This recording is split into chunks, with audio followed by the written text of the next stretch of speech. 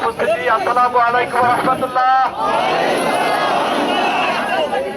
আপনারা এতক্ষণ মিছিল করে ক্লান্ত হয়ে গেছে, আপনাদেরকে অসংখ্য ধন্যবাদ যে আমরা সবাই মিলে একসাথে মিছিলে অংশগ্রহণ করেছি। দূর দূরান্ত থেকে মোবাইল কোম্পানির একটু সাইড দেওয়া লাগবে ভাই। অসংখ্য ধন্যবাদ। সম্মানিত উপস্থিতি, ভাই একটু সাইড দিতে। আপনারা জানেন আগামী ফেব্রুয়ারি মাসের 12 তারিখ সামনে সাইনবোর্ডটা সরাইতে বলেন। নির্বাচন বাংলাদেশে অনুষ্ঠিত হতে যাচ্ছে। এই ত্রয়োদশ নির্বাচন একটি ব্যতিক্রম নির্বাচন হবে ইনশাআল্লাহ। আমরা 53 বছরে যে নির্বাচন দেখেছি, রাতের নির্বাচন হয়েছে, আগের দিন নির্বাচন হয়েছে, এবছর সেই ধরনের কোন নির্বাচন হবে না।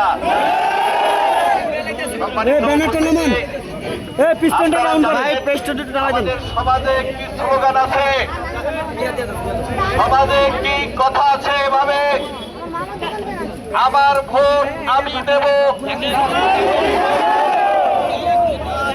এই স্লোগান বাদ, এই স্লোগান বাতিল, এগুলো পুরনো কথা বাদ। এখন হচ্ছে আধুনিক কথা, রিসেন্ট কথা।